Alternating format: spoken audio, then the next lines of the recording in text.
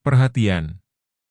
Konten ini mengandung konsep esensi ilahiyah yang membutuhkan aspek pemahaman mendalam, yang kemungkinan hanya dapat diakses dengan keterbukaan hati dan pikiran, untuk mencapai tingkat pencerahan dan kesadaran yang lebih tinggi. Assalamualaikum warahmatullahi wabarakatuh. Salam sejahtera untuk kita semua, Rahayu, Namaste, Om Swastiastu, Namo Buddhaya, salam kebajikan dan sehat untuk kita semua. Dan malam hari ini kita kedatangan Ayah Guru yang akan membawa kita ke dalam lagi, tidak terasa. Meniti ke dalam diri ini udah berulang-ulang diberi, yang mudah-mudahan ini membawa keberkahan ke dalam diri kita, pencerahan, dan yang paling penting kesadaran yang lebih baik lagi. Tidak berpanjang lebar, mari kita langsung dengarkan apa yang hendak disampaikan oleh Ayah Guru. Silakan, mangga.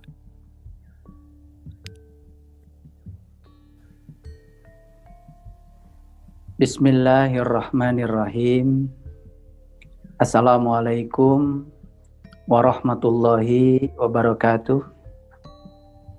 Segala puji hanya milik Allah, Tuhan yang maha lembut, yang meliputi seluruh ciptaannya, yang memenuhi segala kebutuhan setiap makhluknya tanpa batas, yang mencurahkan kasih sayangnya yang luar biasa. Beruntunglah mereka-mereka yang berkesadaran setiap saat akan merasa penyatuan bersamanya, tidak pernah merasa keterpisahan walaupun sedetik pun dengannya.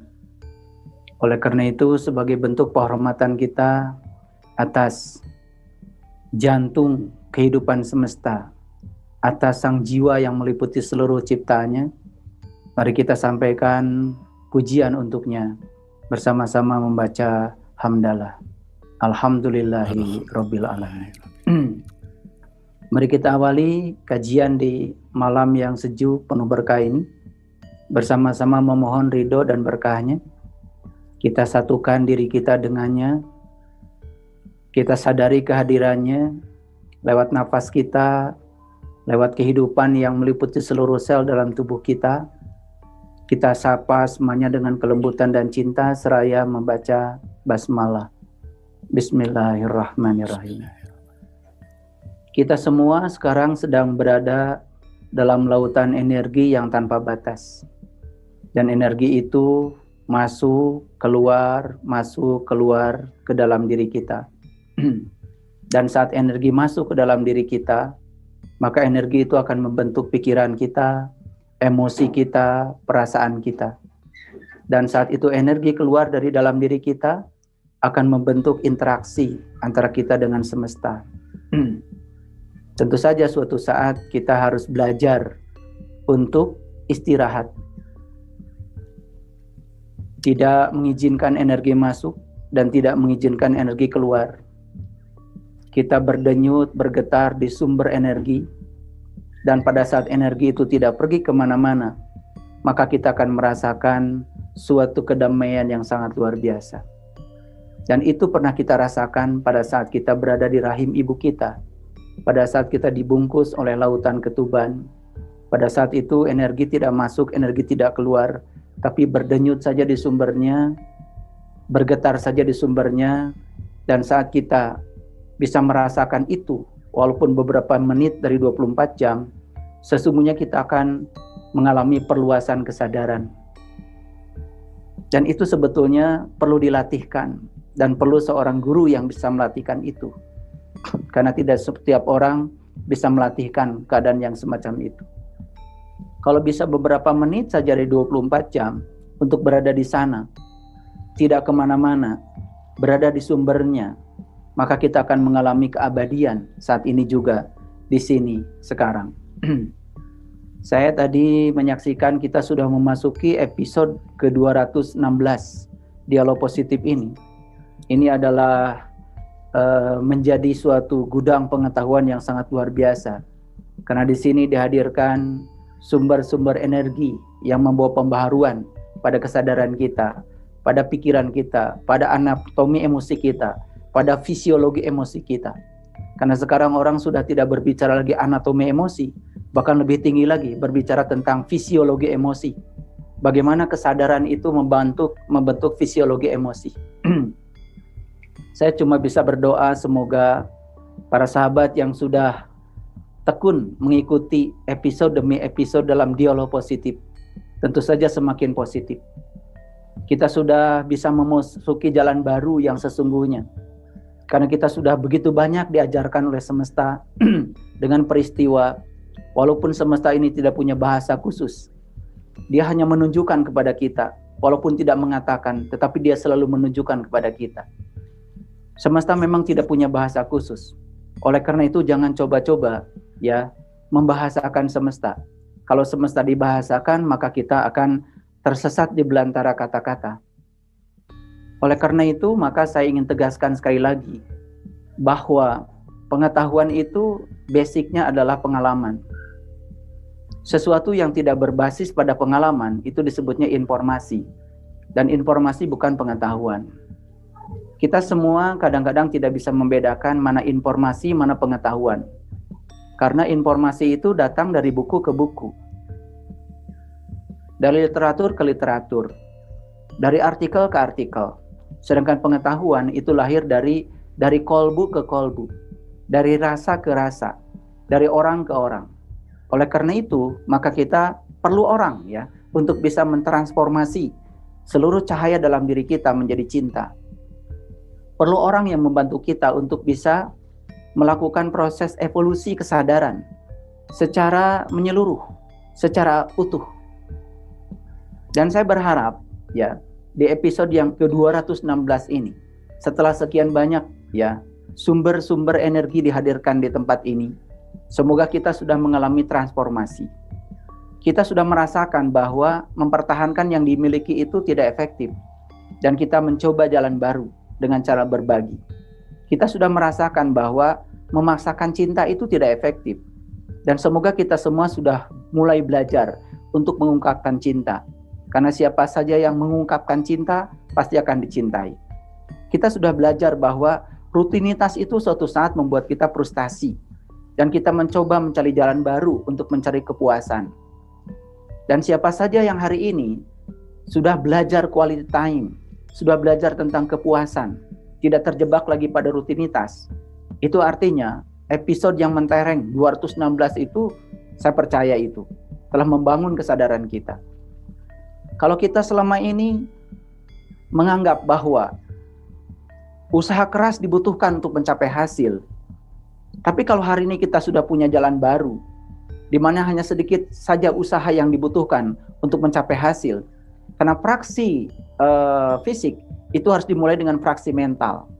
Kekuatan terdalam pada diri kita adalah fraksi mental kita. Anatomi emosi kita, fisiologi emosi kita yang dibangun oleh kesadaran. Dan itu yang akan membentuk realita dalam kehidupan kita.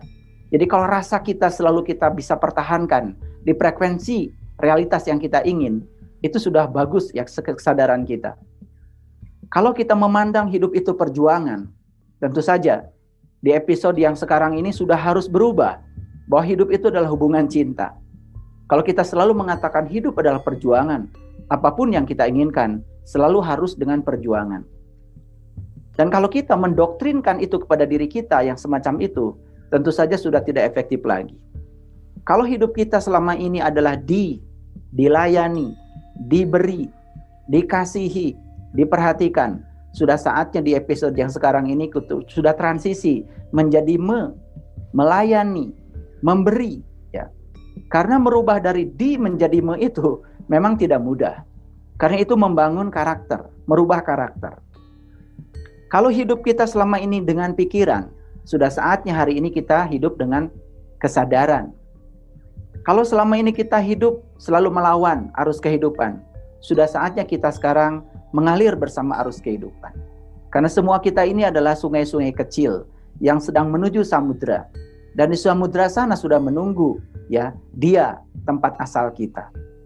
Kalau selama ini kita hidup dalam dualitas, sudah saatnya kita untuk bisa melampaui dualitas, melampaui baik buruk, karena baik buruk itu ada dalam pikiran.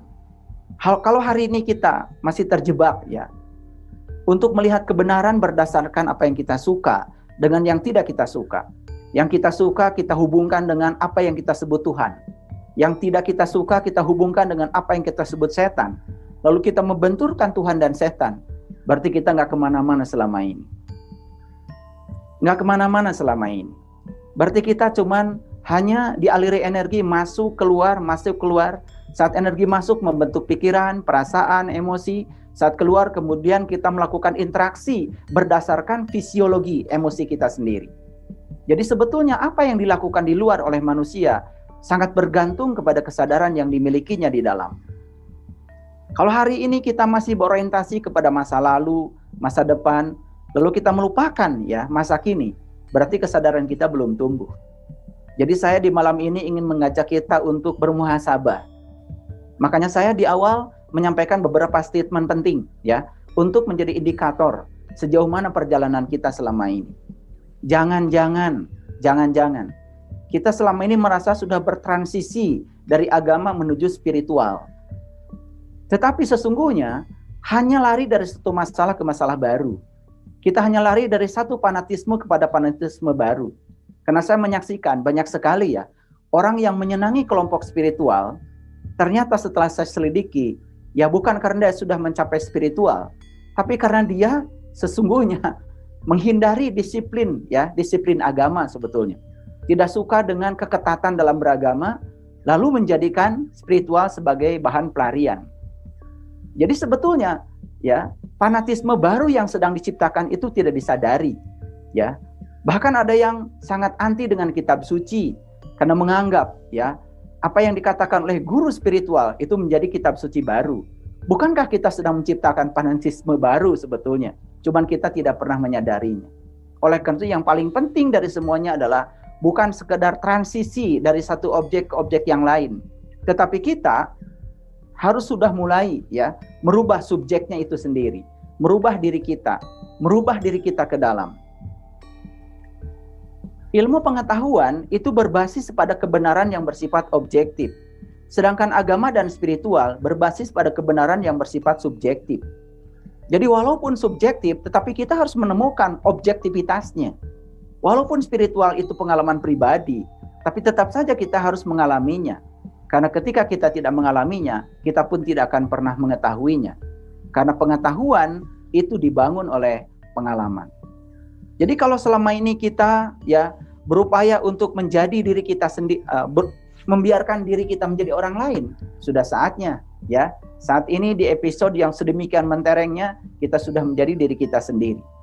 Kalau selama ini medan energi vibrasi kita itu menjadikan diri kita memperlemah orang lain, dihindari orang lain, lalu destruktif di dalam kehidupan, sudah saatnya ya kita sudah bisa melihat malam ini bahwa kita sudah bisa memperkuat, kita sudah dicari orang, kita sudah konstruktif karena energi yang kita ciptakan di dalam diri kita sudah menarik energi positif yang ada di luar. Jadi kalau kita selama ini memandang krisis kehidupan sebagai musibah, barangkali sudah saatnya ya kita sudah bisa melihat bahwa krisis kehidupan sebagai benih berkah. Kalau kita selama ini terpenjara oleh benar salah, kita sudah harus bebas dari konsep benar salah. Kalau selama ini kita menjadikan pikiran sebagai majikan, sudah saatnya kita menjadikan pikiran sebagai pelayan. Seperti yang dikatakan oleh orang-orang bijak, pikiran ini merupakan pelayan yang terbaik, tapi sekaligus juga dia merupakan majikan yang terburuk. Kalau selama ini hidup digerakkan oleh rasa takut, maka sudah saatnya kita melampaui rasa takut. Karena kalau kita berbudi luhur, berbuat baik, digerakkan oleh rasa takut, tidak akan pernah tumbuh cinta pada diri kita.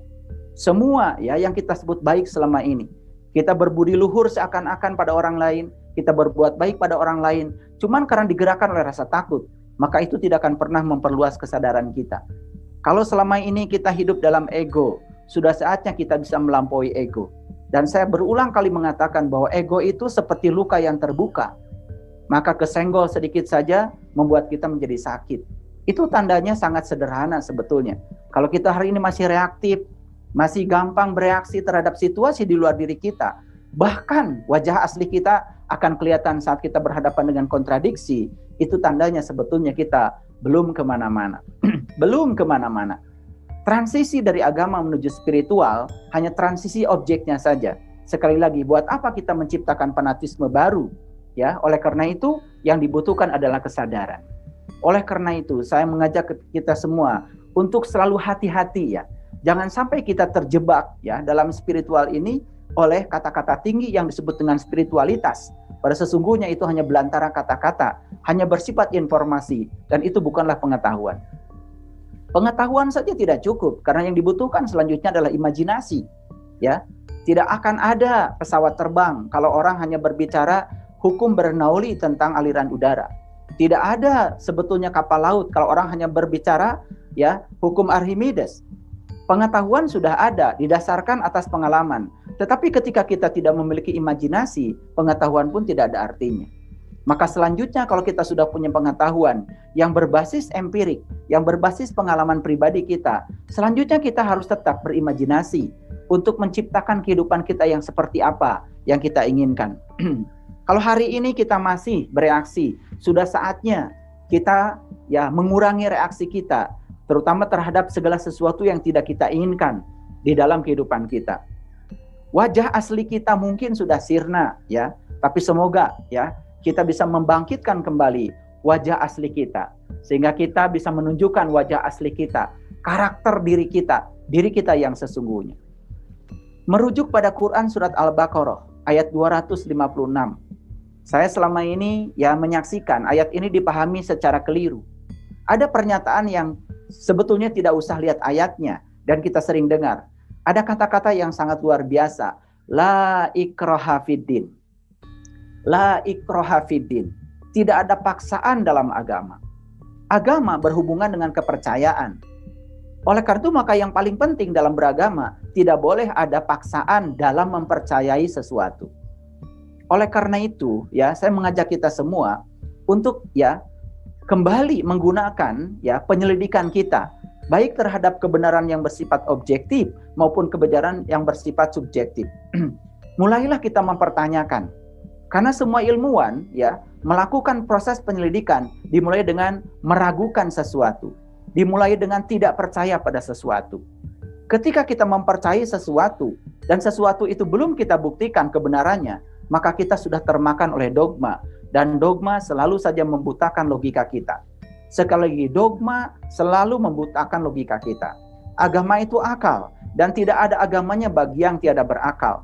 Oleh karena itu, apapun yang kita pelajari harus ya menggunakan akal. Saat akal menjadi buta, itu artinya karena kita sudah termakan oleh dogma. Oleh karena itu, mempertanyakan sesuatu untuk mempercayai sesuatu, itu adalah hal dasar yang dimiliki oleh para ilmuwan. Itu yang disebut dengan pendekatan saintifik. Itu yang disebut dengan metode ilmiah. Masih ingat waktu kita dulu membuat skripsi ya? Dimulai dengan apa kita bikin skripsi? Dimulai dengan merumuskan masalah. Bahkan masalah itu tidak cukup dirumuskan dalam bentuk statement. Rumuskan dalam bentuk pertanyaan. Pertanyakan. Pertanyaan tentang masalah berarti itu akan ya meragukan sesuatu. Maka kita mulai membangun hipotesa. Maka hipotesa itu diadakan. Apakah hipotesa diterima atau hipotesa ditolak? Itu adalah proses penyelidikan ilmiah yang disebut dengan pendekatan saintifik. Kalau kita memulai apapun dengan pendekatan yang semacam itu, maka kita akan dialiri jawaban atas pertanyaan kita.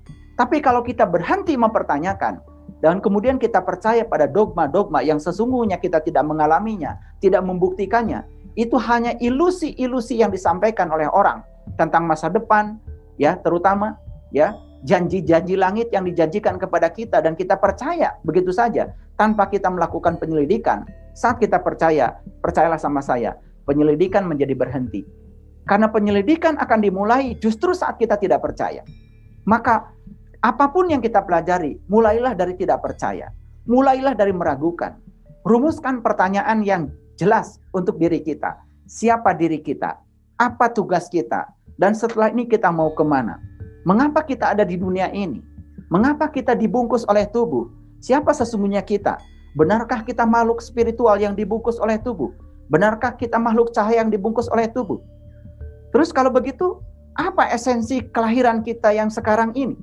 Kalau semua dipertanyakan, maka semesta akan mengalirkan jawaban. Begitu kita tidak mempertanyakan, percayalah sama saya, maka penyelidikan akan berhenti. Lalu kita mempercayai sesuatu secara dogmatis, dan itu sangat berbahaya. Oleh karena itu, saya mengajak kita semua untuk kembali menyadari la ikraha fiddin. Tidak ada paksaan dalam beragama. Jadi artinya percaya itu tidak perlu dipaksakan, Tidak boleh harus percaya, karena percaya harus dibangun atas dasar pengalaman. Bayangkan kalau kita mempercayai sesuatu tetapi kita pun tidak mau membuktikan, tidak mau melakukan proses penyelidikan, maka kita akan percaya secara membabi buta. Kepercayaan yang semacam itu kalau kita pertahankan sampai hari ini, percayalah sama saya, tidak akan pernah memperluas kesadaran. Agama, spiritual, semua tujuannya sama, memperluas kesadaran. Kesadaran yang luas akan melahirkan dua hal. Yang pertama, kepasrahan. Dan pasrah itu bukan berarti menyerah. Mekanisme pasrah yang sesungguhnya adalah melepaskan perasaan-perasaan negatif pada diri kita. Sekali lagi, mekanisme pasrah yang sesungguhnya bukanlah menyerah. Tetapi mekanisme pasrah yang sesungguhnya adalah melepaskan perasaan-perasaan negatif pada diri kita. Karena perasaan negatif itu akan membentuk medan energi vibrasi pada diri kita. Dan kalau itu dibiarkan, like attracts like. Begitu medan vibrasi di dalam diri kita sudah negatif, maka medan vibrasi yang di luar yang akan diresonansi oleh kita pun akan negatif. Like attracts like. Jadi semua yang kita dapatkan di dalam kehidupan, di realita, sangat bergantung pada praksi mental di dalam diri kita. Dan itu menjadi sangat penting. Oleh karena itu, sadarilah bahwa belajar agama, belajar spiritual, dua-duanya sama, yaitu memperluas kesadaran. Begitu kesadaran kita diperluas, apa yang terjadi? Bukan sekedar kepasrahan yang kemudian akan meningkat. Berikutnya akan memperluas kemampuan kita untuk mencintai. Yang pertama, kemampuan mencintai diri kita sendiri. Yang kedua, mencintai orang lain. Bahkan lebih jauh lagi, mencintai Allah, sang sumber asal kehidupan. Jadi cinta kepada Allah itu tumbuh dari kesadaran yang luas. Jadi ketika kita sudah memperluas kemampuan untuk mencintai, berikutnya, ego pun dengan mudah bisa dipasrahkan. Program-program negatif pada diri kita pun mudah dipasrahkan. Segala hambatan untuk menuju peningkatan spiritual akan mudah dilalui. Karena sesungguhnya yang kita pelajari setiap saat, setiap hari, dengan berbagai peristiwa yang datang kepada kita, sebetulnya kita sedang belajar untuk melepaskan segala hambatan. Hambatan yang menghalangi perluasan kesadaran kita. Karena banyak sekali yang melakukan ritual, ritual agama atau ritual spiritual, meditasi apapun yang bersifat pemberdayaan diri, banyak yang melupakan bahwa sesungguhnya ketika itu dijalankan, tetapi kita tidak menjalankan untuk membebaskan segala hambatan yang menghalangi perluasan kesadaran kita, maka kita tidak akan pernah berjalan kemana-mana. Apalagi ketika kita belajar agama secara dogmatis, kemudian kita mengizinkan rasa bersalah yang banyak pada diri kita. Makanya banyak orang yang melepaskan diri dari agama karena dia baru sadar bahwa sesungguhnya dia selama ini beragama hanya mengumpulkan rasa bersalah. Rasa bersalah itu adalah medan energi vibrasi yang akan membangun anatomi emosi kita semakin rusak. Dan kalau itu diizinkan oleh kita, kita pun tidak akan pernah beranjak kemana-mana. Bayangkan ketika kita belajar agama, kemudian yang dicekoki kepada kita, dogma-dogma yang menimbulkan rasa bersalah yang dalam pada diri kita. Rasa bersalah itu sendiri menjadi timbunan energi yang luar biasa. Sehingga tujuan kita beragama menjadi jauh untuk kita bisa capai. Para sahabatku yang dirahmati Allah, oleh karena itu, kalau kita belajar tentang konsep hambatan, yang sederhana saja. Hambatan listrik. Ketika kawat ukurannya kecil, maka hambatannya besar. Ketika kawat ukurannya besar, hambatannya kecil. Secara geometrik, hambatan listrik ditentukan oleh panjang kawat, luas penampang kawat, dan jenis kawat.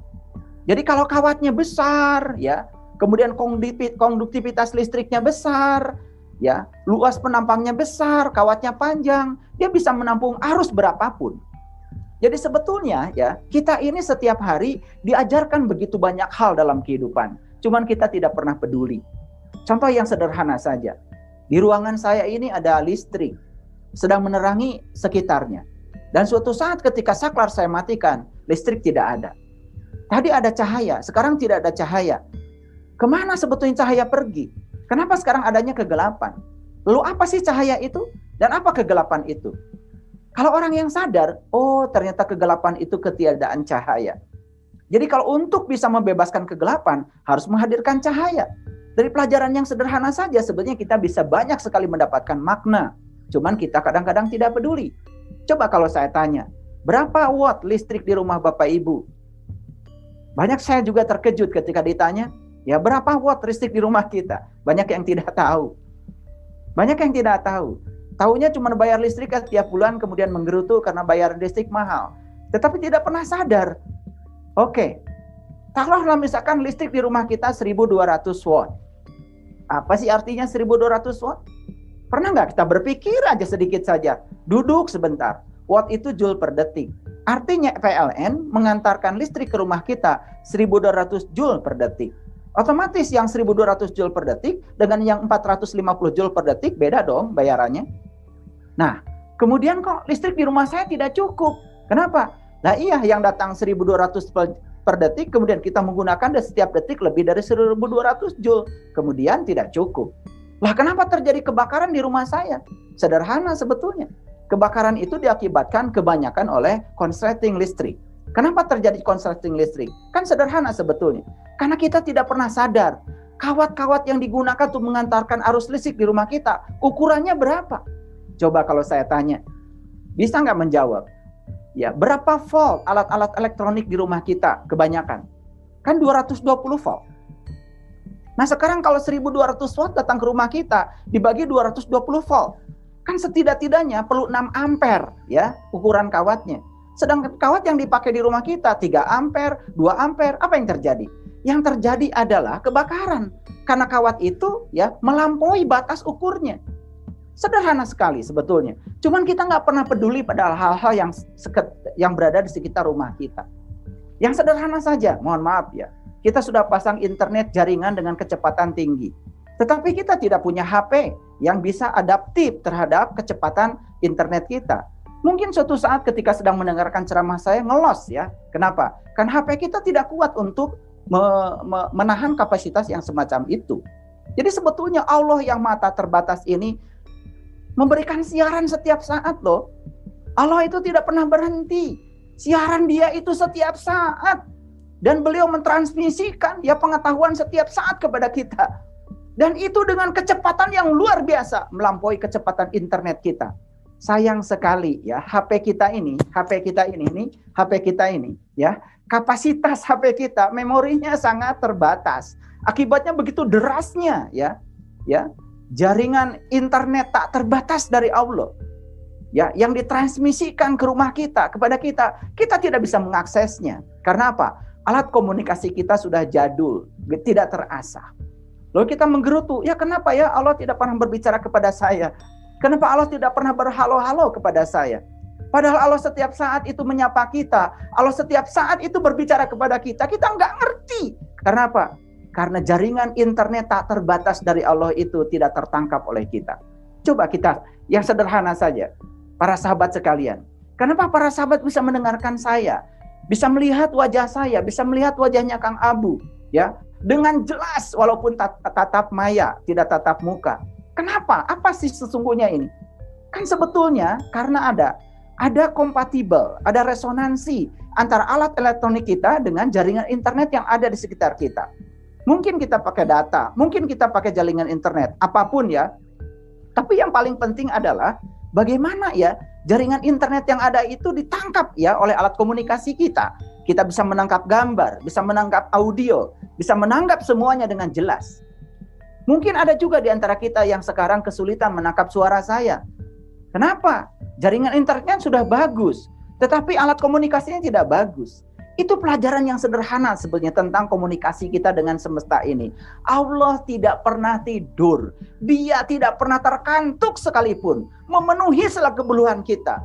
Bahkan dia selalu berbicara kepada kita. Berhalo-halo kepada kita. Menyapa kita. Cuman kita tidak mengerti. Karena apa? Kapasitas dari alat elektronik kita ini tidak di-upgrade. Pikiran kita tidak di-upgrade. Kesadaran kita tidak di-upgrade. Ya, pengetahuan kita pun hanya terfokus pada dogma-dogma yang tidak penting, pada dogma-dogma yang tidak efektif. Akibatnya apa? Tidak multidimensi memandang sesuatu. Lalu apa yang terjadi? Kita menjadi miskin ya untuk bisa berinteraksi dengan semesta yang begitu luar biasa ini. Perkembangan teknologi informasi yang begitu derasnya, begitu luar biasa, bagi saya sangat luar biasa. Kadang-kadang seperti ini ya, saya ketika mendapatkan gangguan saja internet, kita merasa terganggu. Betul nggak?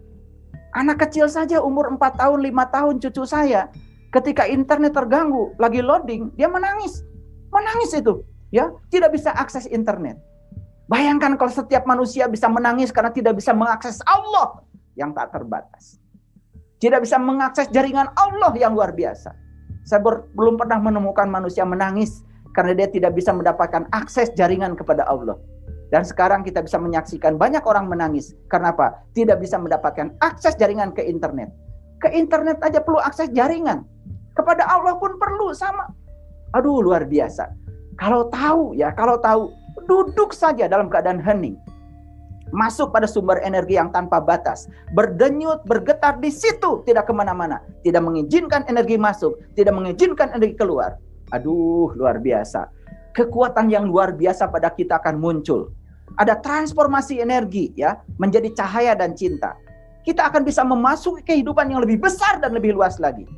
Bahkan tidak terasa kita menjadi sangat ulas asih. Kita menjadi lebih kreatif dalam hidup. Lalu kita pun menjadi tahu potensi kita. Karena apa? Karena Dia yang maha besar ada bersama kita. Dia adalah sudah meniupkan bagian dari dirinya ke dalam diri kita. Yang berbentuk ruh pada diri kita. Percikan dari cahayanya ada pada diri kita. Dan kita semua adalah anak-anak cahaya. Kalau kita sadar bahwa kita anak-anak cahaya. Punya Bapak cahaya yang kecerdasannya tanpa batas. Bagaimana kita bisa menyatakan diri kita tidak layak? Saya sering mendengar, mohon maaf sekali. Kita sering memuji-muji orang hebat. Dan kita mengatakan orang itu hebat karena dia dihebatkan oleh Allah. Itu menghina orang itu. Saya yakin bakat itu 1%. Dan saya yakin keringat itu 99%. Dan semua orang hebat di semesta ini bukan karena dihebatkan oleh Allah. Semua orang hebat di semesta ini karena dirinya ingin hebat. Nabi Muhammad itu hebat bukan karena dihebatkan oleh Allah. Bukan karena difasilitasi oleh dia. Tapi karena dirinya yang ingin hebat. Nabi Musa, Nabi Isa, Nabi Ibrahim, siapapun orang hebat di semesta ini. Mereka hebat karena memang ingin hebat. Jadi sebetulnya benih semesta yang ditanamkan pada setiap orang itulah benih yang sama. Sama punya peluang yang sama. Bisa hebat sehebat yang sama. Bisa bahagia sebahagia yang sama. Bisa luas seluas yang sama. Karena Allah yang maha adil tidak pernah membeda-bedakan makhluknya. Jadi kalau hari ini rezeki kita berbeda dengan rezeki orang lain, bukan karena Allah mengatur rezekinya berbeda. Karena kita datang kepada Allah dengan cara yang berbeda. Kita mengambil darinya dengan cara yang berbeda. Orang lain bawa gayung, orang lain bawa ember, kita bawa gayung. Orang lain bawa tangki, kita bawa gayung. Ya otomatis ya, cara mengambilnya berbeda, otomatis yang kita miliki hari ini jelas berbeda. Demikian juga dengan rezeki spiritual. Kalau kita datang kepada Allah membawa tangki, bahkan kita menyediakan danau yang luas untuk ketiban kedatangan rahmatnya Allah yang luar biasa. Itu sangat luar biasa. La ikraha fiddin, tidak ada paksaan dalam agama. Itu memberikan sinyalemen kepada kita bahwa kepercayaan tidak bisa dipaksakan. Kepercayaan bersifat individual, kepercayaan bersifat subjektif, dan kepercayaan itu adalah harus kita buktikan kebenarannya, walaupun itu bersifat subjektif. Saya mengajak kita semua untuk selalu ayo deh, meniti ke dalam diri, karena meniti ke dalam diri memperluas segalanya. Hidup kita menjadi sangat luas, penuh berkah. Bahkan semesta memberikan segalanya gratis kepada kita kalau kita tahu caranya, tahu ilmunya. Barangkali itulah sementara prolog dari saya. Saya juga tidak terasa, saya duduk di sini pokoknya mengalir saja. Pengetahuan begitu derasnya. Semoga apa yang saya sampaikan bisa dimengerti, bisa ditangkap oleh kapasitas kita masing-masing. Dan yang paling penting, bisa membentuk dan membangun kesadaran kita yang baru. Terima kasih. Assalamualaikum warahmatullahi wabarakatuh. Waalaikumsalam warahmatullahi wabarakatuh. Boleh tepuk tangan dulu Ibu dan Bapak, sahabat sekalian, luar biasa ya. Wah, lemes langsung dengarnya. Atur nuhun Pak, itu jelek banget itu La ikraha fiddin tuh baru benar-benar ngeh gitu. Paksaan tuh maksudnya bukan memaksa itu gitu ya, tetapi ya semuanya berdasarkan kapasitas, berdasarkan prosesnya, berdasarkan langkah-langkahnya gitu ya, kira-kira seperti itu. Baik, seperti biasa akan lebih seru kalau kita langsung berdiskusi ini. Oke, udah ada yang raise hand nih. Oke, kita langsung ke Mas Aryo dulu deh. Silakan Mas Aryo. Suara saya terdengar jelas ya? Jelas, Mas Aryo silakan. Oke, ya jadi kalau saya perhatikan itu beberapa orang ya, kalau disuruh mikir yang rumit-rumit gitu mungkin pusing buat mereka. Saya yakin mungkin banyak orang juga yang kalau mendengar tadi paparan tadi juga ikut pusing juga. Kayak misalkan kalau orang yang nggak ngerti tentang teknik listrik ya, mungkin mendengar kata joule itu apa, joule itu udah pusing duluan. Jadi pertanyaan saya, apakah ada cara yang lebih sederhana, yang lebih simpel, jadi orang langsung ngerti gitu. Jadi kan mungkin karena itu juga beberapa ulama ya yang kontroversial itu omongannya langsung diikuti walaupun mungkin ngaco gitu. Karena mungkin mereka menggunakan bahasa-bahasa yang sederhana. Jadi kalau apakah kemudian pertanyaan saya, apakah ada cara yang lebih sederhana menggunakan kata-kata yang banyak dimengerti orang, mudah dicerna gitu, jadi langsung pada tujuannya orang langsung tersadar, oh yang begini mestinya, bukan yang begitu, kayak misalkan hal-hal haram atau apapun permasalahan itu saja. Terima kasih. Oke, terima kasih. Mungkin dari segi bahasa dan Iya, karena beberapa orang tuh memang suka ya memang belum bisa lah kalau untuk mikir yang rumit-rumit gitu ya. Ya, oke. Thank you, Mas Aryo. Mas Aryo. Saya menyetir satu kata bijak yang disampaikan oleh Einstein. Beliau mengatakan begini, sebetulnya aku tuh tidak pintar, cuman aku menikmati rasa ingin tahuku lebih lama. Jadi siapa yang bisa menikmati rasa ingin tahunya lebih lama, maka suatu saat juga pasti akan tahu. Betul bahwa tadi saya menyampaikan beberapa istilah yang tidak umum, karena itu sesuai dengan kepakaran saya sebagai orang fisika. Tapi bahasa sederhananya adalah begini.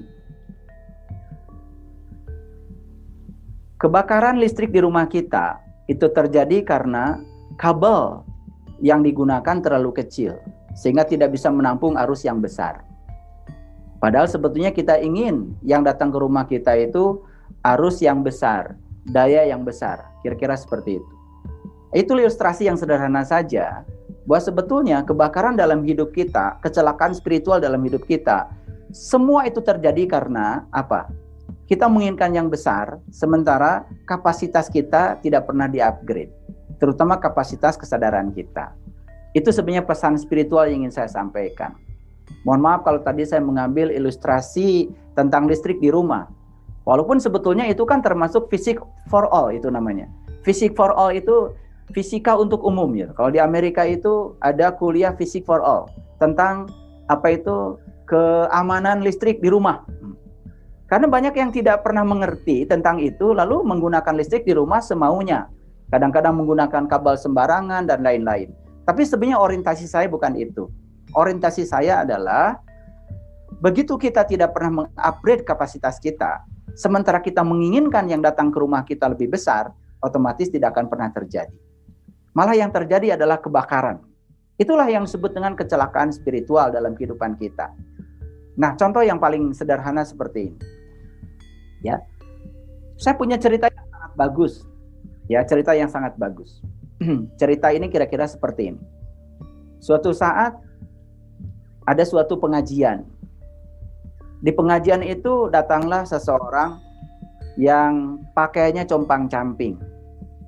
Dan dia tekun sekali mengikuti pengajian itu. Dia datang, dan terus datang. Tapi dia tidak pernah berbicara sepatah kata pun. Pokoknya giliran ada acara makan, di akhir pengajian, ikut juga makan. Nah lama-kelamaan, ya komunitas pengajian itu merasa curiga. Ini orang dari mana gitu ya. Tidak berkata apa-apa, tetapi gilirannya makan, ikut makan juga gitu. Jadi mungkin merasa kesal ya. Tapi suatu saat orang ini kemudian menawarkan, terima kasih para sahabat sekalian karena saya selama ini sudah dijamu oleh kalian. Dan saya menawarkan kalian untuk datang di padepokan saya. Oh, ternyata dia punya padepokan. Lalu diajaklah suatu saat keluar dari tempat itu dan dengan membaca Bismillahirrahmanirrahim, ternyata dalam sekejap ya rombongan dari komunitas itu sudah berada di hutan belantara. Kemudian Bismillahirrahmanirrahim dalam sekejap rombongan itu berada di istana yang megah dan luar biasa. Apa yang terjadi di situ? Saat berada di hutan belantara, ya rombongan pengajian itu mengatakan kepada si orang yang compang-camping ini, kamu ini tukang sihir. Tapi begitu dia ya berada di istana yang megah, dia bilang, wah kamu itu wali, kamu itu luar biasa. Ini kan sebetulnya jebakan. Lalu dia mengatakan kepada si kelompok pengajian itu, selama ini kamu ngaji kemana aja? Ternyata begitu saya hadirkan hutan belantara, kamu bilang saya penyihir. Tapi begitu saya hadirkan istana yang megah seperti yang kalian mau, saya disebut wali. Jadi itulah cara kalian berpandangan ke dalam hidup, baik dan buruk. Ketika sesuai dengan keinginan kita, kita sebut itu Tuhan. Ketika tidak sesuai dengan keinginan kita, kita sebut itu setan. Lalu kita benturkan Tuhan dengan setan. Selama kita masih seperti itu, selama itu pula kesadaran kita tidak akan pernah meluas. Saya kira gitu, Kang Abu. Terima kasih. Terima kasih, mudah-mudahan bisa menjawab Mas Aryo. Oke, ini juga ada Pak Purwadi, silakan. Iya. Ini udah nyala. Ya, sudah Pak. Assalamualaikum warahmatullahi wabarakatuh. Waalaikumsalam. Mangga Bapak. Terima kasih Bang Marlo, terima kasih Ayahanda Guru, waktu yang diberikan jelaskan oleh Ayahanda Guru bahwa itu harus ada keseimbangan antara hardware dan software. Dalam hal ini beliau memberikan contoh mengenai kelistrikan gitu. Nah, sebetulnya kalau mohon maaf kalau saya salah tangkap dan salah menyeimbangkan, ciptaan Allah yaitu manusia itu sejak lahir, sejak awal sudah sangat hebat lah. Buktinya apa? Contoh dari pendengaran itu belum seimbang karena tidak mengikuti hardware ciptaan manusia. Nah, padahal yang rusak adalah telinganya. Dan setelah telinganya bagus, sesuai dengan fungsinya, baru itu hardware-nya handphone merek apa saja bisa nyambung. Kira-kira begitu Ayahanda Guru. Kira-kira gimana keseimbangannya saya? Terima kasih. Oke. Hatur nuhun Pak Purwadi. Mangga silakan. Bagaimana mekanisme wahyu? Iya. Bagaimana mekanisme wahyu? Itu disampaikan oleh Allah kepada para nabi.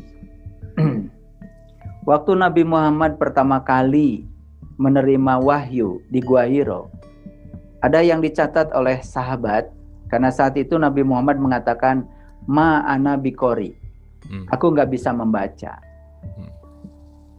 Nah, selama ini kita memandang kata-kata itu secara dangkal. Tidak bisa membaca itu diartikan Nabi Muhammad itu tidak bisa baca tulis, yang kemudian diberi gelar ummi. Masa iya? Bukannya Nabi Muhammad itu suaminya Siti Khadijah. Siti Khadijah itu konglomerat loh di zamannya. Bahkan jualannya Nabi Muhammad itu sudah sampai ke Syria. Masa iya transaksi jual beli bisa dilakukan kalau Nabi Muhammad itu nggak bisa baca tulis? Oleh karena itu maka saya meragukan itu. Karena saya meragukan, kemudian saya mendapatkan jawaban. Oh ternyata ya, yang disebut dengan ma'ana bikori itu, aku tidak bisa mengerti itu, saat pertama kali Nabi Muhammad mengalami pengalaman spiritual yang pertama. Pengalaman spiritual yang pertama itu ma'ana bikori, aku tidak mengerti. Aku tidak bisa membaca, aku tidak bisa memahami lah kira-kira. Nah, oleh karena itu maka beliau mengatakan, amalkan saja ilmu yang kamu tahu. Maka suatu saat semesta akan mengajarkan apa yang kamu tidak tahu. Jadi sebetulnya ya, kalau kita ingin merujuk pada pertanyaan Mas Aryo lagi tadi, hidup ini memang sederhana. Amalkan saja apa yang kita tahu, suatu saat semesta akan mengajarkan apa yang kita tidak tahu. Nah, cuman kadang-kadang kita sering ya menyepelekan hal kecil untuk mengejar ambisi yang besar. Lalu hal-hal kecil itu menjadi terlupakan karena di dalam diri kita ada ambisi. Lalu yang dikejar itu selalu yang besar. Padahal hal kecil yang bermakna kemudian kita lupakan. Jadi sama saja ya dengan yang dipertanyakan oleh Ayah Pur. Ini soal keseimbangan. Soal keseimbangan.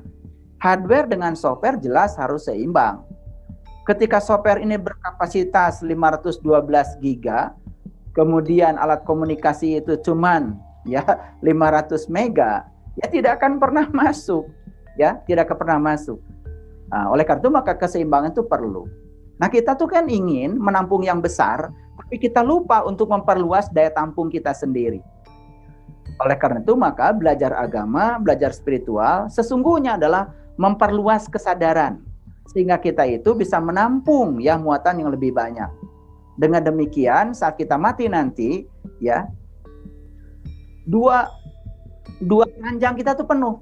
Keranjang pikiran penuh dengan pengetahuan, ya, keranjang kolbu penuh dengan pengalaman rasa. Dan itu akan menjadi dua sayap yang akan menerbangkan kita tinggi. Jadi kalau dua sayap itu tidak kita penuhi, maka seperti burung terbang dengan satu sayap, jelas tidak akan bisa pergi kemana-mana. Punya satu sayap itu tidak akan bisa pergi kemana-mana. Nah, itulah pentingnya kita membuat suatu keseimbangan. Kalau di luar itu cuaca enak, sejuk, keluar rumah dong. Dan kalau di luar kepanasan, masuk ke rumah dong. Itu aja hidup itu. Itu sudah keren sebetulnya. Makanya para bijak mengumpamakan hidup itu harus seperti lingkaran. Pernah nggak lihat lingkaran? Lingkaran itu ada pinggiran, garisnya. Walaupun di titik tengah itu sudah tidak kelihatan lagi ada pusatnya, tetapi pasti pusat itu ada, walaupun sudah tidak kelihatan lagi. Karena tidak mungkin terbentuk lingkaran kalau nggak ada pusat. Jadi sebetulnya ya kita ini dalam hidup disuruh untuk bolak-balik dari pinggiran ke pusat, dari pusat ke pinggiran lagi. Kalau mengacu pada Quran surat Al-Kahfi yang ke-18 dikatakan, hendaklah kamu bolak-balik antara kanan dan kiri. Itu bahasa Quran itu. Kita disuruh bolak-balik antara kanan dan kiri, antara pinggir pusat, pusat pinggir, pinggir pusat, pusat pinggir. Itu yang keren hidup.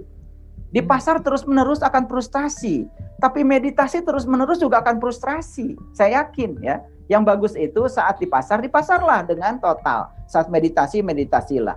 Saat kita harus ke pusat, ke sumber energi kita, dipusatlah. Tapi saat kita harus berpikir, berpikirlah. Saat belajar fisika, belajarlah. Saat belajar matematika, belajarlah. Saat belajar kimia, belajarlah. Dan di situ kita akan mendapatkan kepuasan. Kreativitas akan muncul dengan sendirinya. Terus terang aja, yang saya alirkan ini bukanlah pengetahuan, bukanlah informasi, tapi pengetahuan. Itu yang saya alami sendiri, yang saya rasakan sendiri. Saya kadang-kadang cuma duduk di kursi ini, ya kemudian saya hening bening, itu pengetahuan itu begitu deras mengalir, ya. Sederhana sebetulnya. Cuman kadang-kadang saya diajak untuk membahasakan apa yang saya tangkap ini sebagai suatu pengetahuan, memang tidak mudah membahasakan itu. Perlu tatanan bahasa yang tepat untuk menyampaikannya. Walaupun itu dicari bahasa yang paling tepat, belum tentu bahasa itu adalah bahasa yang tepat. Karena apa? Karena pengalaman saya disampaikan, jelas tidak akan sampai. Lebih bagus Bapak Ibu mengalami pengalaman yang saya alami. Sehingga komunikasi ini menjadi tidak terlalu penting lagi sebetulnya. Karena kita sudah mengalami sendiri, ya. Nah, itu yang disebut dengan kebenaran subjektif. Jadi, kembali lagi kepada, saya tidak tahu apa itu pertanyaan dari Ayah Pur tadi, karena saya juga tidak jelas. Yang jelas, Ayah Pur menitik beratkan tentang keseimbangan. Jadi, saya cuma mengajak kita semua untuk belajar dari apa yang ada di depan mata kita saat ini, di sini, untuk belajar lebih jauh tentang memperluas kesadaran. Itu saja saya kira. Oke, terima kasih Guru. Mudah-mudahan bisa menjawab pertanyaan Ayah Pur. Berikutnya Ibu Eka Sri Wahyuni, silakan. Terima kasih Kang Abu. Silakan. Assalamualaikum warahmatullahi wabarakatuh. Waalaikumsalam warahmatullahi wabarakatuh. Sebenarnya saya cukup mudah menerima pemahaman ketika tadi di perumpamaannya adalah medan listrik tadi. Tapi yang ingin saya pertanyakan adalah bagaimana mengumpamakan tentang kalau selama ini kan kita dapat dogma bahwa kesadaran orang atau keimanan seseorang itu bisa naik, bisa turun. Nah, gitu. Nah, perumpamaan di medan energi listrik tadi ini seperti apa? Supaya saya kesehariannya, oh ini lagi turun, oh ini lagi naik gitu kan. Terus untuk mengupgrade mendapatkan energi kesadaran yang besar ini supaya sadarnya makin istilahnya kalaupun jatuh nggak anjlok banget gitu ya. Nah itu tipsnya seperti apa? Terus kalau boleh mau tanya lagi, panjang lagi pertanyaannya. Misalkan apa tadi ya? Gue lupa. Tiba-tiba lupa. Itu aja dulu lah. Nanti Oke, ingat, jadi nanti bicara tentang keimanan ya. Jadi iman naik turun itu analoginya seperti apa dan gimana supaya nggak drop amat gitulah kira-kira ya, Mbak Eka ya. Oke. Mangga. Di Quran itu tidak ada iman tuh naik turun. Saya juga nggak tahu itu dari mana. Itu pasti dari apa kata orang. Bisa dibaca di Quran surat Al-Fatah. Itu surat Al-Fatah. Itu surat yang ke-48. Ya. Saya bacakan ya Ibu Eka, surat Al-Fatah. Jadi begini bunyinya. Inna fatahna laka fatham mubina. Nah, saya tidak menggunakan terjemahan yang ada, karena terjemahan yang ada itu menurut saya kurang tepat ya, karena fatah itu diterjemahkan kemenangan. Bagi saya fatah itu keterbukaan, bukan kemenangan. Jadi fatah itu fatah itu keterbukaan. Makanya Al-Fatihah itu artinya adalah pembuka. Jadi itu ada dekat. Jadi inna fatahna laka fatham mubina. Jadi kalau di sini terjemahannya sesungguhnya kami telah memberikan kemenangan yang nyata padamu. Padahal sebetulnya bahasanya inna fatahna laka fatham mubina. Kalau saya menerjemahkan aslinya bahasa Arabnya begini. Sesungguhnya aku telah memberikan keterbukaan kepadamu, yaitu keterbukaan yang nyata. Beda ya, mohon maaf ya. Sesungguhnya aku telah memberikan keterbukaan kepadamu, yaitu keterbukaan yang nyata. Nah, ini keterbukaan apa? Ini soal keterbukaan penglihatan. Dan saya berani mengatakan bahwa ini keterbukaan penglihatan kolbu. Karena kita tidak akan ya, mengimani sesuatu kalau belum melihat. Karena kalau tidak melihat itu kita akan tahu. Lihat ayat selanjutnya, ayat yang kedua. Nah, liyaghfira lakallahu ma taqaddama min dzambika wa ma ta'akhkhar. Siapa saja yang saat ini sudah mengalami keterbukaan, terutama keterbukaan ya, penglihatan kolbunya, maka Allah bilang, begitu kita bisa melihat, apa yang kita tidak tahu selama ini menjadi tahu. Maka Allah bebaskan kita dari dosa yang telah lalu dan yang akan datang. Dosa apa? Dosa tidak tahu. Karena dosa tidak tahu itu hanya bisa diselesaikan dengan tahu. Yang dulu kita tidak tahu, yang akan tidak tahu. Begitu kita hari ini tahu, yang dulu tidak tahu menjadi tahu. Ini dosa tidak tahu sebetulnya, ya. Nah, makanya kemudian Allah mengatakan, ya, wa yahdiyaka siratal mustaqimah, dan aku akan bimbing kamu ke jalan siratal mustaqim. Apa siratal mustaqim itu? Nah, kalau kita merujuk pada Quran surat Al-Fatihah, siratal mustaqim itu siratal ladzina an'amta alaihim. Jalannya orang-orang yang telah diberi nikmat. Kalau kita merujuk pada Quran surat An-Nisa ayat 69, yang sudah diberi nikmat itu ada 4. Para nabi, para siddiqin, para syuhada, dan para solihin. Kita harus masuk salah satu di antara yang 4 itu. Kalau ingin masuk siratal mustaqim. Lanjut Kang Abu. Ayat 3-nya. Wa yansurukallahu nasran aziza. Maka untuk mereka yang sudah terbuka mata penglihatannya, penglihatan kolbunya terutama, Allah bilang, aku akan memberikan kepadamu pertolongan yang nyata. Selanjutnya, ayat yang keempat. Nah, inilah yang disebut tadi ya. Nah, kemudian di sini dikatakan wallati anzala sakinata fi qulubil mu'minin liyazdadu imanan. Jadi tidak ada iman itu bertambah dan berkurang. Yang ada itu liyazdadu imanan. Iman itu bertambah terus. Nah, yang bertambah dan berkurang itu adalah iman-imanan yang ngaku iman. Makanya kita harus ya memulai iman. Nabi Musa itu imannya itu diabadikan dalam Quran surat Al-A'raf ayat 143. Sampai beliau mengatakan begini, qala subhanaka tubtu ilaika wa ana awalul mu'minin. Jadi Nabi Musa itu mengawali iman, itu ada pengalaman spiritual yang mendasarinya. Pada saat itu dinyatakan dalam ayat itu alamma tajalla lil jabal. Jadi ketika Tuhannya bertajali di puncak kesadarannya Musa, saat itu Musa mengalami iman. Pertanyaan bagi saya sekarang, bagi kita, pantesan saja iman turun, kitanya cuman percaya, itu pun percaya apa kata orang, dan kita tidak membuktikannya karena kita selama ini percaya pada dogma. Dan kita tidak pernah meragukannya, tidak punya hipotesa kita itu, tidak merumuskan pertanyaan. Coba rumuskan pertanyaan, apa betul saya ini orang beriman? Rumuskan pertanyaan itu. Selanjutnya, apa sih ciri orang beriman? Di Quran dikatakan ciri orang yang beriman itu yang pertama, ya, sholatnya khusyuk. Pertanyaan berikutnya, apa sholat saya sudah khusyuk? Mau pikiran kemana-mana. Jadi kalau sholatnya nggak khusyuk, jelas kita tidak bisa mengklaim diri orang yang beriman. Nah, iman yang semacam itu saya pastikan pasti bertambah dan berkurang. Tetapi kalau iman yang dinyatakan di Quran ini, yang dialami, yang ada bukti, secara empirik kita mengalaminya sendiri, liyazdadu, imannya akan bertambah. Jadi tidak ada iman berkurang. Satu poin, ya. Mohon maaf kalau saya menjawab pakai ayat-ayat agak panjang sedikit, ya. Mengalir biar jawaban saya bisa membuat motivasi Ibu Eka lebih besar lagi. Nah, terus bagaimana analoginya kalau dikaitkan dengan Medan? Ya, mudah sekali. Kalau ingin stabil selalu internet di rumah kita, ya jelas ya, beli internet yang mahal, itu aja. Iya, itu aja, sederhana. Dan perlu investasi gitu. Jadi jangan kemudian belajar spiritual itu menjadi orang-orang yang picik. Saya sering menyaksikan ya, saya bikin buku ya, judulnya Bertamu di Rumahnya. Itu buku hakikat tentang haji. Begitu buku itu dipasarkan ya, dan ada orang yang mau haji, kemudian menawar buku itu, dan nawarnya seperti menawar beli singkong di pasar gitu. Jadi sudah tidak ada ya kekhidmatan pada ilmu. Ya udah, saya bilang sama anak saya, kalau ada orang nawar buku saya kasih aja. Jangan dikasih harga, kasih aja gratis ya kalau ada yang nawar. Dia itu sudah tidak layak dapat ilmu, tidak layak dapat berkah ilmu.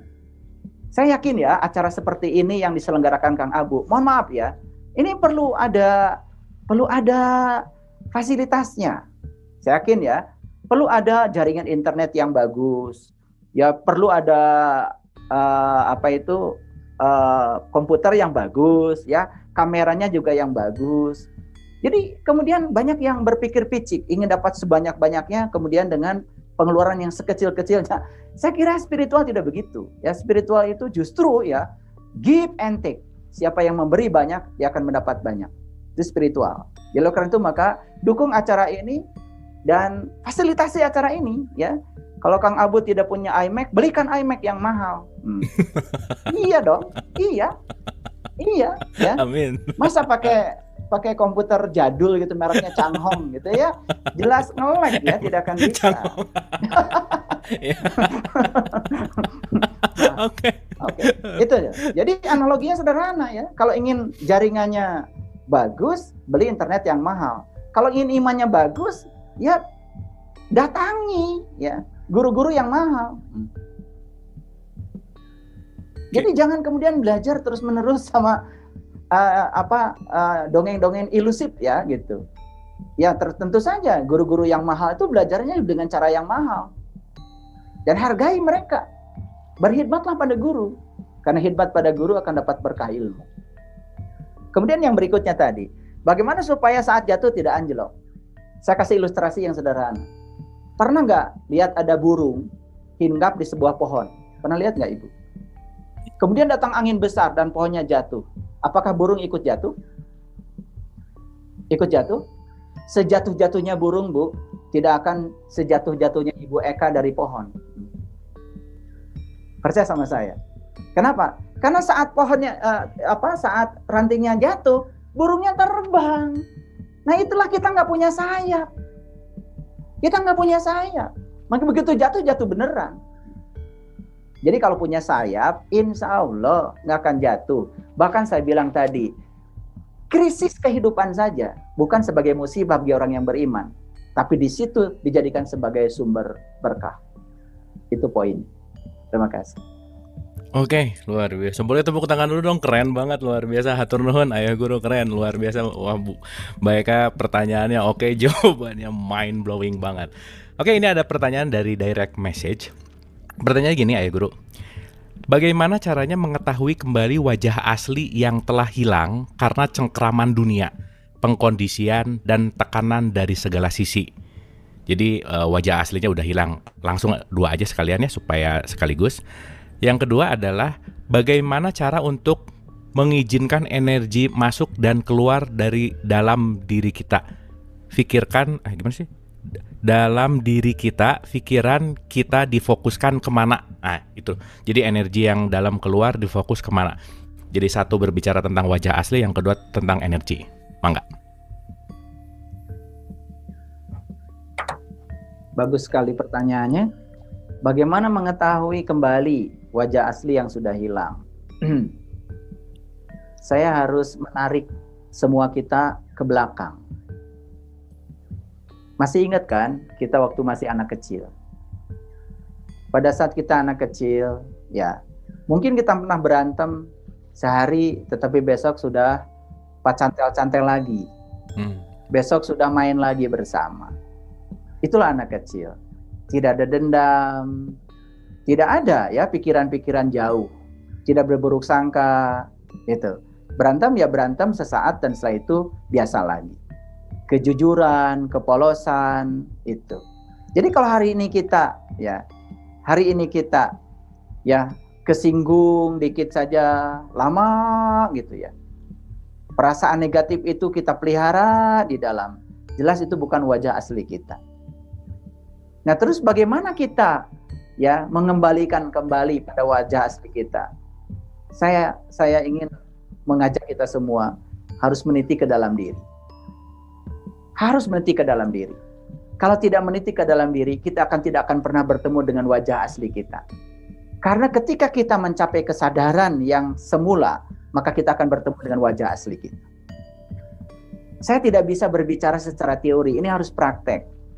Untuk sahabat yang bertanya bagaimana mengembalikan wajah asli, memang harus belajar. Saya menyediakan waktu deh untuk membantu, tetapi tidak bisa membantu lewat kata-kata di sini. Karena sekali lagi semua yang saya sampaikan sekarang ini adalah informasi, bukan pengetahuan. Bagi saya pengetahuan, bagi yang mendengar ini informasi. Jadi ada tugas sebenarnya pada Bapak Ibu sekalian. Bagaimana mengubah informasi menjadi pengetahuan? Jelas harus ada pengalaman. Sehingga yang saya alami, dialami juga oleh Bapak Ibu sekalian. Itu poin yang pertama. Poin yang kedua, bagaimana kita mengizinkan energi itu masuk, keluar gitu. Nah, sebetulnya sekarang ini kita tuh sedang mengizinkan energi masuk dan keluar. Justru pertanyaan harus dibalik. Bagaimana kita merasakan agar energi itu tidak masuk dan tidak keluar? Itulah, makanya orang tua kita sudah mengajarkan ilmunya. Kalau orang Jawa ya, pernah dengar kata-kata mati sakjeroning urip. Itu yang disebut dengan belajar mati selagi hidup.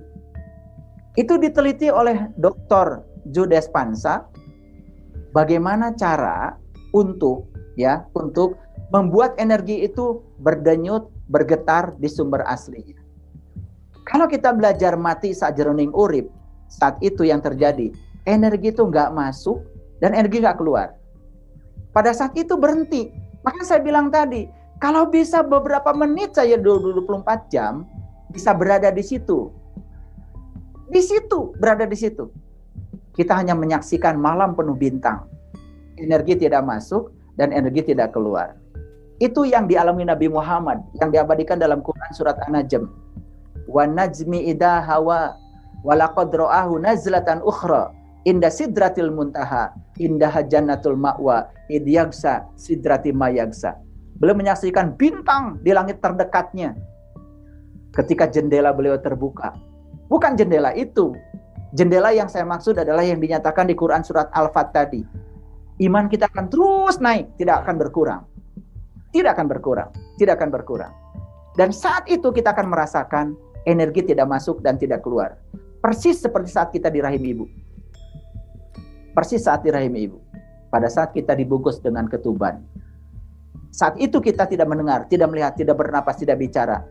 Tapi kita hidup. Itu yang disebut dengan mati selagi hidup. Aduh, itu keren sebenarnya kalau bisa mempraktekkan itu. Kalau bisa mempraktekkan itu, keren banget. Tapi saya tidak bisa menjelaskannya secara detail di tempat ini. Terima kasih. Insya Allah ada waktu untuk bisa berjumpa langsung ya Ayah Guru ya. Bismillah. Yes. Oke, hatur nuhun. Mudah-mudahan menjawab pertanyaannya. Ini pertanyaan dari YouTube. Ini pertanyaan ini banyak Ayah Guru. Ada 3 pertanyaan sama mirip pertanyaannya. Jadi saya rangkum aja. Kira-kira pertanyaannya gini.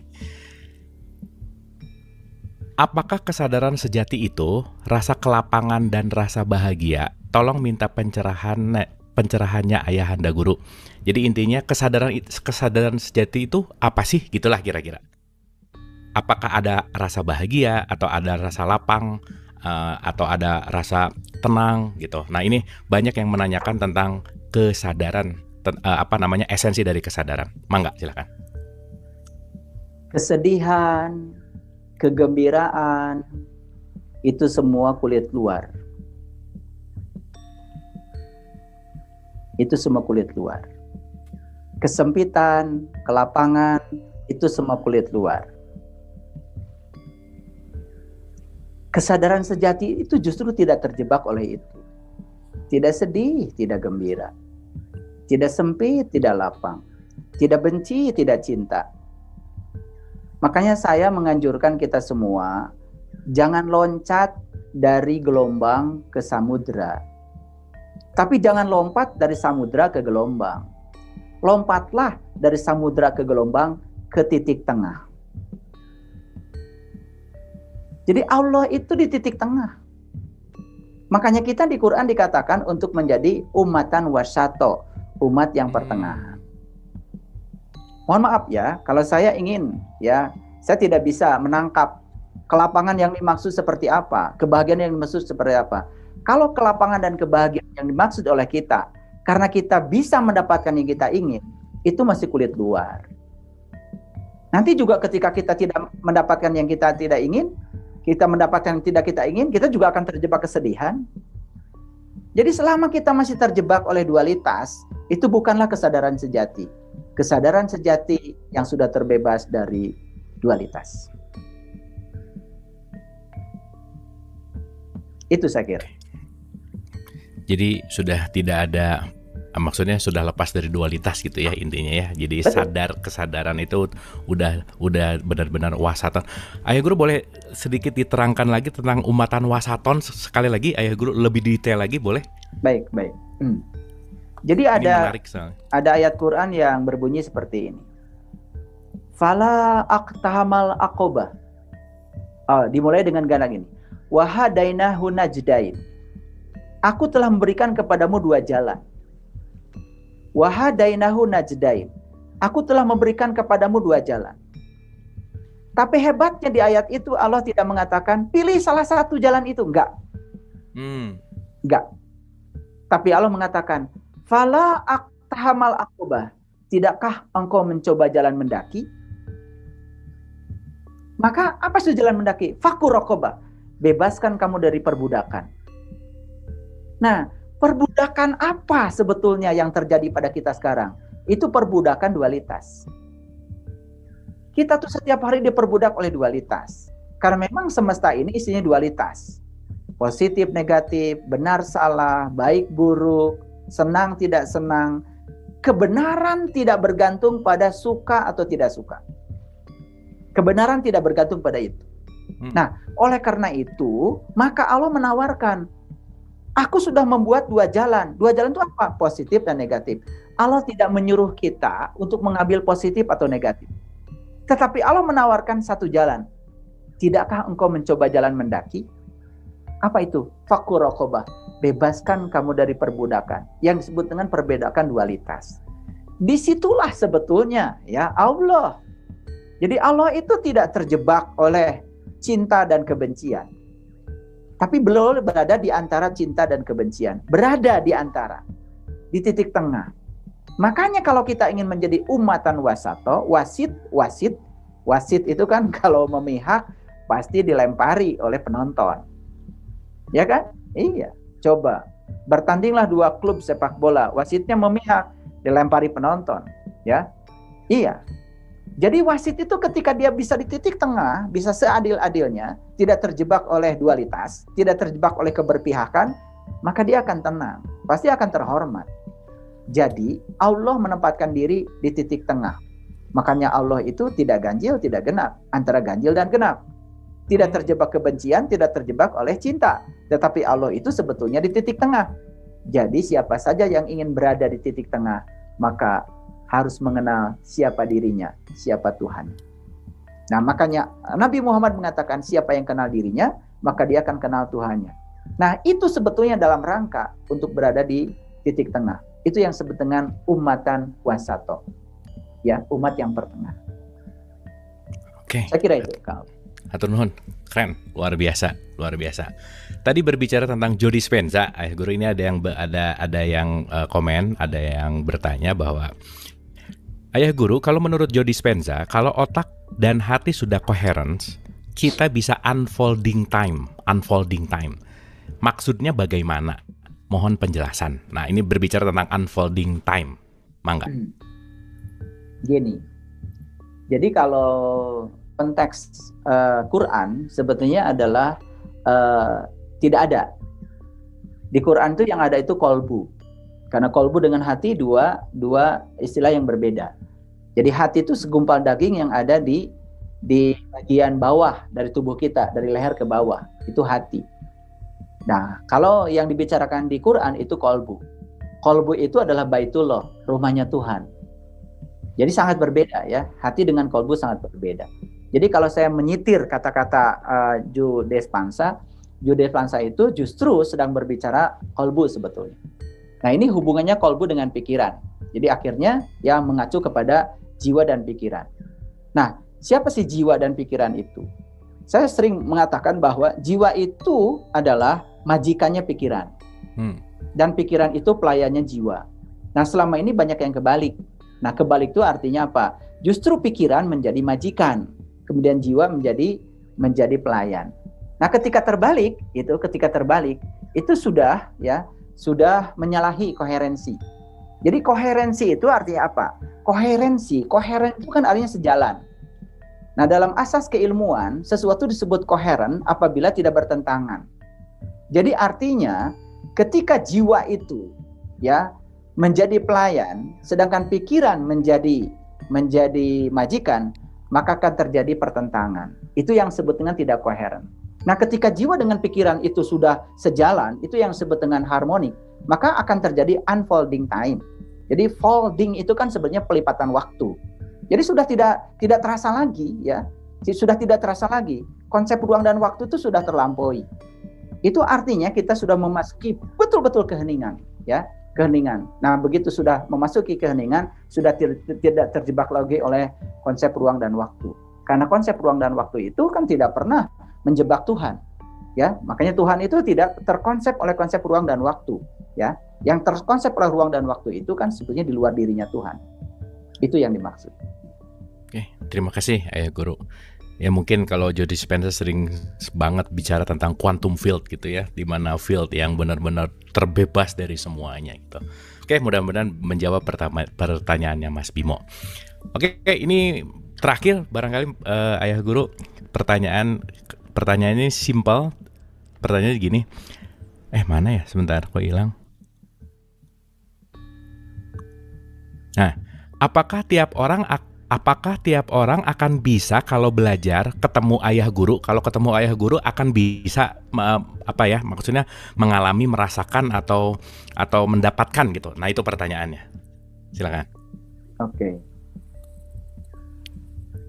Apakah setiap orang kalau sudah belajar dengan saya maksudnya akan mengalami hal yang saya alami, yang saya rasakan? Ya. Itu kan mungkin arahnya ke sana. Begini. Di Quran kan dikatakan, "Mayahdillahu fahuwal muhtadi, wa mayudlil falan tajidalahu waliyan mursidan." Barang siapa yang dikehendaki Allah dapat petunjuk, pasti akan ketemu dengan petunjuk jalan. Tapi barang siapa yang tidak dikehendaki Allah mendapatkan petunjuk, maka dia tidak akan pernah bertemu seorang penunjuk jalan. Nah, kemudian siapa yang akan mendapatkan petunjuk? Tentu saja yang ingin ditunjukkan.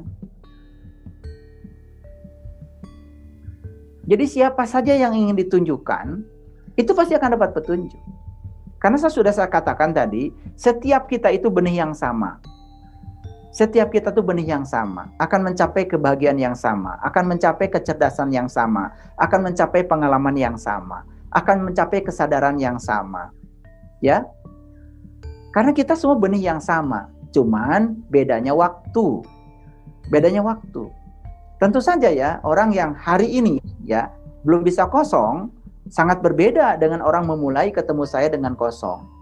Karena kalau ketemu dengan saya, kemudian sudah membawa begitu banyak konsep, saya juga mau menulisnya di mana? Bukunya udah penuh.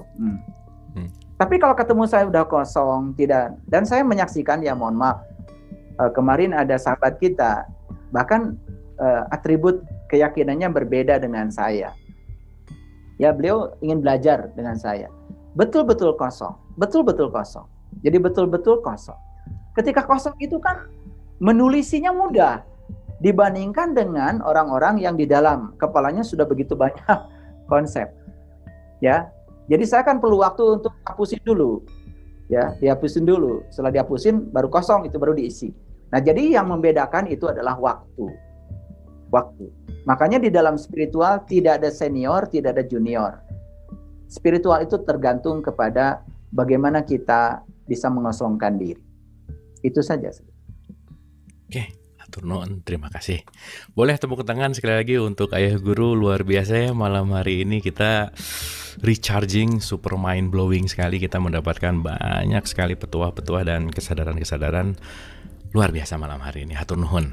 Dan seperti biasa Ayah Guru, final statement. Baik, terima kasih. Seseorang yang tidak pernah membuat kesalahan, sesungguhnya dia tidak pernah mencoba hal baru. Dan siapapun orang yang tidak takut untuk salah, percayalah sama saya, dia akan dapat banyak pengalaman baru. Hanya orang yang berani tersesat, yang tidak akan pernah tersesat. Yang takut tersesat, selamanya akan tersesat. Jadi saya menantang kepada para sahabat semua, ayo bangunkan menjadi orang yang berani. Tetapi risiko menjadi orang yang berani, apalagi berani mencoba suatu perbedaan, mungkin kita akan menjadi orang asing. Gak apa-apa, karena asing belum tentu sesat. Berbeda belum tentu salah. Maka untuk menciptakan perbedaan, mari kita berbeda. Itu saja. Oke, terima kasih, luar biasa. Boleh tepuk tangan deh, keren banget, hatur nuhun, hatur nuhun. Sehat selalu Ayah Guru, hatur nuhun.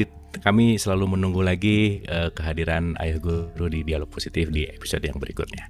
Baik, terima kasih, hatur nuhun. Oke, dengan akhir final statement, seru ya malam hari ini. Gimana ya rasanya?